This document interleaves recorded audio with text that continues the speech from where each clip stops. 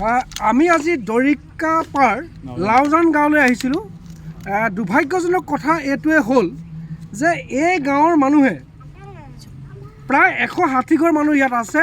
160 ঘৰ মানুহে ভিতৰত মাত্ৰ 10জনমান মানুহে ইয়াত চৰকাৰে দিয়া 15,000 তৎকালীন যিটো সাহায্য, আৰ্থিক সাহায্য সেইটো পাইছে, হয় নে নহয়?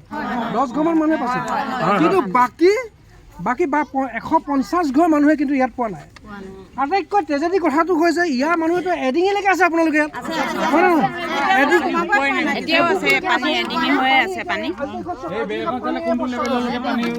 এই তাৰিখত পানী আছে, আজি তাৰিখে ঘৰত সোমাব পৰা নাই। গতিকে মই ইয়াৰ পৰা অসমৰ মুখ্যমন্ত্ৰী ডাঙৰীয়াক স্পষ্টভাৱে আহ্বান জনাইছোঁ যে আপুনি এই অঞ্চলটো আপোনাৰ যি বিষয়ববীয়া আছে, চৰকাৰী যি বিষয়ববীয়া আছে, আপুনি পৰিদৰ্শন কৰাকৈ। অসমৰ জলসম্পদ মন্ত্ৰী এই সমষ্টিৰ বিধায়ক, তাৰ পাছতো আজিলৈকে এদিনো ইয়াত অহা নাই। আহিছে নেকি? জলসম্পদ মন্ত্ৰী আহিছে নেকি? মই অসমৰ মুখ্যমন্ত্ৰী ডাঙৰীয়াক ক'ব খুজিছোঁ যে আজি তাৰিখলৈকে আপোনাৰ কোনো বিষয়ববীয়া ইয়াত, চৰকাৰী কোনো বিষয়া ইয়াত আজি তাৰিখলৈকে অহা নাই।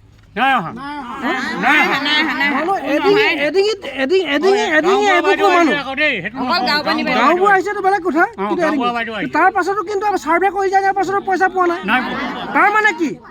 মই বিমল বৰাক ক'ব খুজিছোঁ, এই জিলাৰ অভিভাৱক মন্ত্ৰী বিমল বৰাক মই ক'ব খুজিছোঁ, অভিভাৱক মন্ত্ৰীগৰাকীক ক'ব খুজিছোঁ, তেওঁ যিহেতু ইয়াত বহি লৈছে এই বুলি কয় শিৱসাগৰত আহি, কিন্তু আজি তাৰিখলৈকে এই অঞ্চলত তেওঁ পদাৰ্পণো কৰা নাই। আৰু এই অঞ্চলৰ মানুহে, এই লাওজান অঞ্চলৰ মানুহে 160 ঘৰ মানুহে কেৱল মাত্ৰ 10জন মানুহে, 10 বা 12 ঘৰ মানুহে ইয়াত 15,000 তৎকালীন সাহায্যটো পাইছে, বাকীখিনিয়ে পোৱা নাই।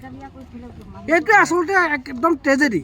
মুখ্যমন্ত্ৰী ডাঙৰীয়াক কৈ আছে যে বান বিসংগতি একো হোৱা নাই, খেলি মেলি একো হোৱা নাই, কিন্তু মই সেইকাৰণে আহ্বান কৰিছোঁ যে ইয়ালৈ বিমল বৰাকো পঠিয়াই দিব লাগে, জলসম্পদ মন্ত্ৰীকো পঠিয়াই দিব লাগে, আৰু ইয়াৰ যিবিলাক ধৰি লওক ৱাৰ্ড মেম্বাৰৰ পৰা আৰম্ভ কৰি গাঁও প্ৰধান আছে, সকলোকে পঠিয়াই এই অঞ্চলটোকো পৰিদৰ্শন কৰাই, ছাৰ্ভে কৰাই, মই ভাবোঁ 15,000 টকাটো তৎকালীনভাৱে দিয়াৰ ব্যৱস্থা গ্ৰহণ কৰিব লাগে। কৈ দিয়ক, সঁচাকৈ পাইছেনে নাই? এডিঙি এবুকুলৈকে আপোনালোকে আছে, আজি তাৰিখতো বহি আছে ঘৰ, হয় নে নহয়? পোৱা নাই।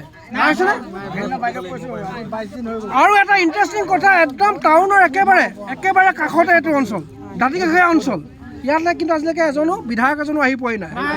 ডিমৌ সমষ্টিৰ বিধায়ক আহিছে নাই? গতিকে মুখ্যমন্ত্ৰী ডাঙৰীয়াক মই ইয়ালৈ আহি আচলতে স্পষ্টভাৱে দেখাই দিব খুজিছোঁ, মুখ্যমন্ত্ৰী ডাঙৰীয়াক দেখাই দিব খুজিছোঁ যে কেনেকৈ বানপীড়িত লোকে, বানপীড়িত আৰ্তজনে এনেকৈ পানীত ককবকাই আছে, তেওঁলোকৰ অজস্ৰ ক্ষয় ক্ষতি হৈছে, ঘৰ বাৰী সম্পূৰ্ণৰূপে নষ্ট হৈছে, গৰু ছাগলীৰ পৰা সম্পূৰ্ণ পশুধন ধ্বংস হৈ গৈছে। এগৰাকী আই আছে, ঘৰ ভাঙিহে থাকিবলৈ জেগা নাইকিয়া, মই দেখাইছোঁ আই গৈ এই অৱস্থাত আছে, এইটো অৱস্থাত আছে, ঘৰটো ভাঙি পেলালে। গতিকে অসমৰ মুখ্যমন্ত্ৰী ডাঙৰীয়াক আহ্বান জনাইছোঁ, জলসম্পদ মন্ত্ৰীগৰাকীক আহ্বান জনাইছোঁ, আৰু বিশেষকৈ ইয়াৰ অভিভাৱক মন্ত্ৰী, শিৱসাগৰৰ যি অভিভাৱক মন্ত্ৰী বিমল বৰাদেৱক আহ্বান জনাইছোঁ, কাৰণ তেওঁ একদম মিথ্যাচাৰ কৰি আছে, ইয়াত থাকি লৈছে, বহি লৈছে, কাৰো অসুবিধা হোৱা নাই, কিন্তু কিয় ইয়াত ৰাজনীতিকৰণ হৈছে এই কথাটো আমি ইয়াৰ পৰা আচলতে ক'ব খুজিছোঁ। সম্পূৰ্ণৰূপে ইয়াত ৰাজনীতিকৰণ হৈছে, কাৰণ সকলো মানুহৰে ঘৰ বুৰিছে, অথচ ইয়াত 10 বা 12 ঘৰ পাইছে, অৰ্থাৎ ইয়াত সম্পূৰ্ণৰূপে যে ৰাজনীতিকৰণ হৈছে। আৰুতো বহুত অৱত মানুহটো মথাউৰিতো আছে চাগে ইয়াৰ অঞ্চলত, হয়নে? এতিয়াও মথাউৰিত আছে বহুত মানুহ, এতিয়া চব কি লোকৰ ঘৰকে আছে। এতিয়ালৈকে মানুহ নিজৰ ঘৰত, বেছি অধিকাংশ মানুহে নিজৰ ঘৰত এতিয়ালৈকে সোমাব পাৰে, চব বাহিৰতে আছে। গতিকে মই অসমৰ মুখ্যমন্ত্ৰীয়ে মানুহবিলাকৰ মুখবিলাক চাব দিছোঁ, এইফালৰ মানুহবিলাকৰ মুখবিলাক চাব দিছোঁ, আৰ্তজনৰ মুখবিলাক চাব দিছোঁ যে চাওক কি হৈ আছে ইয়াত, কেনেকৈ ৰাজনৈতিক বৈষম্যৰ বলি হৈছে। এই অন্যায় কিয়? সাধাৰণভাৱে আপুনি 15,000 টকাটো দিছে, সেই 15,000 টকাটো এই ৰাইজে পোৱা নাই, এই অঞ্চলৰ ৰাইজে পোৱা নাই। একেবাৰে পোৱা নাই বুলিয়ে ক'লেও বহাই কোৱা নহয়। 160 ঘৰ মানুহৰ ভিতৰত 10 ঘৰ বা 12 ঘৰ পোৱাটো আচলতে পোৱা বুলি নকয়।